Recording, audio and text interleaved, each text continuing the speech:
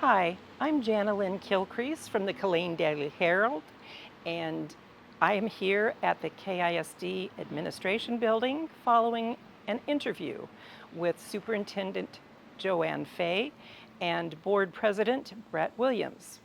We discussed the incident itself and what has happened in the meantime. Some questions were put to them, and they answered what they could. Here's the interview.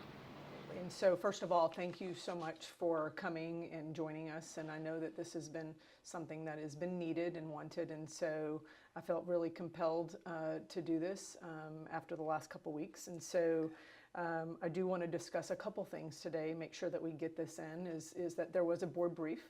I want to share just how extensive the investigation was so that we cover that for the community. And then also just the steps that are being taken right now and since the incident to make sure that our campuses are as safe and secure as possible. But I also want to be upfront is that we're not waiving any of our attorney-client privilege and that any personal identifiable information related to the students will not be shared, nor will performance reviews of staff. Okay, so with respect to the incident, which happened on March 10th, we did hire an independent investigator. For several reasons, actually.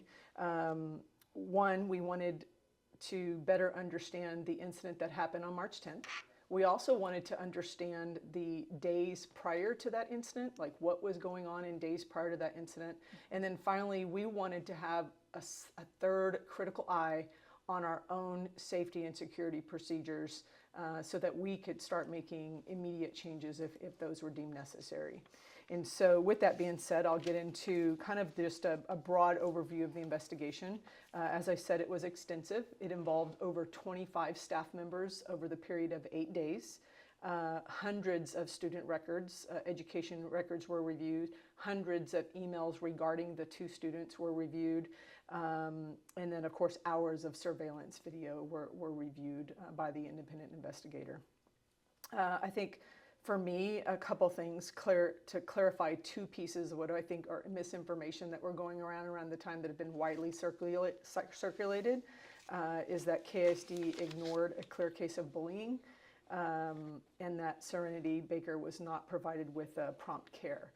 And so with respect to the bullying, we do know and can confirm that there were no reports made by either student regarding bullying. However, the investigator did not interfere with the criminal proceedings, so therefore he was not and did not speak to other students. And so there may be information that we do not have that could lead us down that path when we do get that information, but that is not something that we feel that it was a clear case to us and that we ignored that. Future information comes and definitely we will revisit that conversation. When the incident happened on March 10th, within seconds, Serenity was rendered aid by KISD staff. 911 was called immediately, and there was someone with Serenity the entire time until we turned her over to the emergency responders. Want to reinforce some things that we've already shared with FAQs. The Evolve detection system was not functioning on that day. It had been delivered to that campus a few weeks prior, but it had not yet been activated or been able to be activated. What we can also share from just zooming out of the overall details of the investigation is that there was many, many lapses of communication that transpired, probably on the day of the incident, but certainly in days prior to the incident. Since then, though, I think that we've taken some necessary steps. We did invite Bell County Juvenile Center to come and speak to our board and present, and we've established a communication channel now to where we know what's happening with our students that are being arrested on campuses, whereas that was not something that was the case in the past. It has allowed us to advocate at the state level, in particular House Bill 6, so that we can not only take into consideration what's going on with individual student discipline, but how that discipline impacts the rest of the students on campus and staff on campus. And then some key takeaways I think that we learned, not necessarily from the investigation, but that as we were going through the processes of our own understanding of the incident, is the three big things, right? Number one is, how do our campus leaders know who to process and obtain a criminal trespass warning?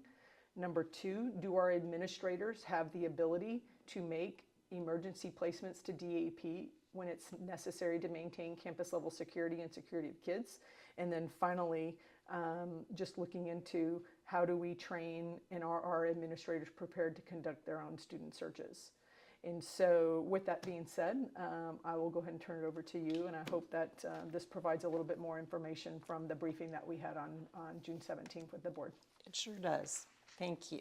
Will that be shared, that presentation or the minutes from that be shared with the public? The closed session? No, ma'am. That Okay. will not. That will maintain complete confidentiality on that. Okay. Let's see here. You said that it had improved. We're asking about the security and safety at Smith Middle School. Has it improved at Smith and as well at the other KISD schools? And if so, can you tell us how? Yeah, so a couple things, and I think those were things that happened immediately when we brought students back to campus, is that we went full-fledged with 100% searches. Not only did we use the now activated Evolve system when they came back, but we also were able to pinpoint and do individual searches if the Evolve system picked up on something. Not only did we do that there, but we did that across the district with every system that had either an Evolve detection system or a metal detector, to include adding wand detectors so that every campus in our system had a way to conduct safety measures on their campus. We also implemented almost immediately, at least at a couple campuses, they did the clear bags or mesh bags. We are moving forward with that as a system for all of KISD next year, and we're working with our community partners to be able to help support parents that are not in a position to afford those. And so we're very lucky to have extensive partnerships across our community, not only with just community partners, but certainly with our faith-based communities. And they are really stepping up to the plate, and we're very excited about that relationship to help support our kids. In addition to that, we have done some what we would call retraining or retooling of expectations for administrators in our system. When we think about campus safety, you always think about campus climate and culture. You can always tell about the climate and culture of a campus when you walk in to see what are the kids doing, what are the adults doing, and how are they interacting together. And one of the things that we want to see more of, and we've made that very clear in training since and going into next year, is that nothing will ever replace an adult in every hallway, an adult supervision to take care of our kids. If we expect kids to be able to go talk to an adult when there's something wrong, there must be an adult in the vicinity. And so we are definitely moving forward with some very high expectations for campus leadership. We did at the end of last year, but we're certainly moving into our next school year with those same expectations. In addition, well, not in addition, but in fact, I would say at a community, the superintendent roundtable that we did back in the late spring, right before school ended, there was a volunteer that had been on Roy J. Smith's middle school all year long, and he actually shared with the group that night that has been a significant change that he has seen at Roy J. Smith since he was volunteering there prior and since, is that the adult presence is alive and well, and he was very excited to see that. He's actually a Killeen police officer that just volunteers his time during that time during the day. Good. Okay. One of the key announcements you made at the series of news conferences you held in the wake of the stabbing was that there would be an independent investigation of KISD's safety practices. Are you satisfied with how that investigation turned out? Yes, I think that there's some big takeaways for us. I wouldn't say necessarily as a result of the investigation. I would say more so about our own learning around what was going on every campus since then. I think it really kind of pulled back a curtain that needed to be pulled back and allowed us, even without an independent investigator, to go, hey, like we must do better. We have assets that we need to explore how we use. In particular, I'll use the Evolve detection system. My understanding is that in the student handbook, actually, there is verbiage in the 2024-2025 handbook that stated that we will use Evolve systems to potentially search kids, but not necessarily that we were going to use them exclusively as the only point to do so. I can't speak to the conversations that happened when we purchased those, but I can speak to kind of moving forward what we're doing.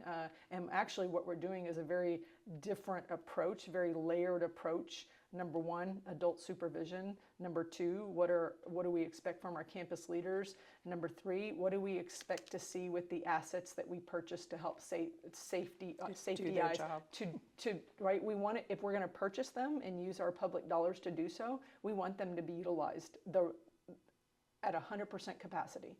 And so we know that's been frustrating to some parents, but I much prefer to use all the layers at 100% capacity than to say we're going to haphazardly use any layer. And so I feel very comfortable going into the next school year, very comfortable with the training that we're doing with administrators, because we can't get to the learning if our kids don't feel safe in our schools. Very good. That you went on with my next question was what you learned from it, the investigation. Okay. The Killeen School Board has come out and said they will not release the findings in the investigation. Was that on the advice of an attorney? I can't speak to the specific advice just because we're going to maintain our attorney-client privilege. But it was done in a closed session for a reason, and that information in closed session will remain confidential. Okay. Let's see. Would KISD ever consider releasing a redacted copy of the investigation? At this point, the answer is no, Okay. But that doesn't mean that things can't change in the future. So what I'm hearing is that if the security failures that have been outlined in the investigation, if they've all been fixed, why not release the report? So as mentioned earlier, I don't think there was anything in the report necessarily about security and safety faults. Those were all things that we kind of learned on our own as we started pulling back our own curtain of what was going on our campuses. And so we did not get the report back until, matter of fact, I saw the report at the same time that the board did during a closed session.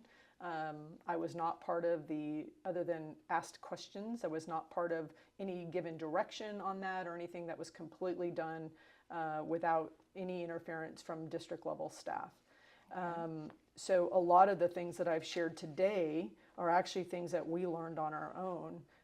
Those three things in particular, right? Like how do we do an emergency placement when we feel like we need to protect not only the kids involved, but then other kids around them, right? Those are all things that are not necessarily the details of the report. They're just things that we know to be true based on our own peeling back of the curtain.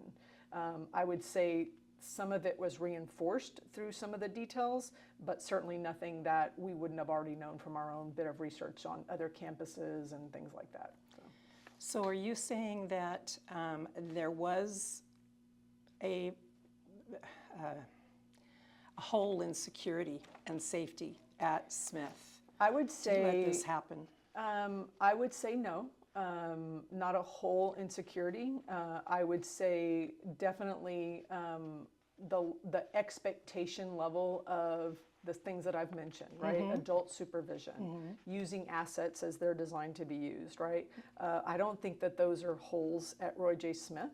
I think that there are gaps in understanding on how to utilize resources to best serve and keep our campuses safe and secure. Okay. We got about 1 minute. How did the board reach the decision not to release the internal investigation? So I don't, go ahead if you want to. It's on the advice, releasing the report would be potentially compromising Yeah. a criminal investigation as well as pending litigation. Okay. And so until all that's completed, you know, that's where we stand. All right. Jana Lynn, you good? I guess. You got one more? Well, I want to make sure if you have something that's really it's important off to you. topic, but we still hadn't heard anything about whether or not your evaluation was done or completed, or are we in the next step? Perfect. Where are we? It's as outlined. I said it's going to be roughly 3 to 4 meetings. We are tracking Right. on it, I think, for July 18th, roughly, if is that the right meeting date? It's a July Tuesday. 15th. I know we have an July- 8th, July 15th. but after that, Is okay. when we're tracking to do it at Okay. its earliest. I can tell you this, the Okay. majority of our focus at the last closed session that included her evaluation was focused on the safety of the district and the safety report. We spent very little time We figured that. talking about the evaluation. So we might be a little bit behind on that, but we're still tracking for our targeted date. Okay. I think that's all that I have at this point. Again, we just don't understand why it can't, parts of it can't be redacted or something. Just not to release the report at all just seems like there's a secret or that something's being hidden. Certainly, we're not trying to hide anything, and I think if we go back to the comments made by Mr. Williams, right? We have a criminal investigation that we're working through, that we're not working through. Actually, it involves juveniles. It's someone else's case. And we're in no position to put anything in front of people that would jeopardize that investigation. And then, of course, you know, pending any type of litigation with the district, we would have to keep those things confidential. Okay. All right. I appreciate your Thank time you. today. Thank you Thank very you. much. Thanks for coming. I appreciate it. Not at all.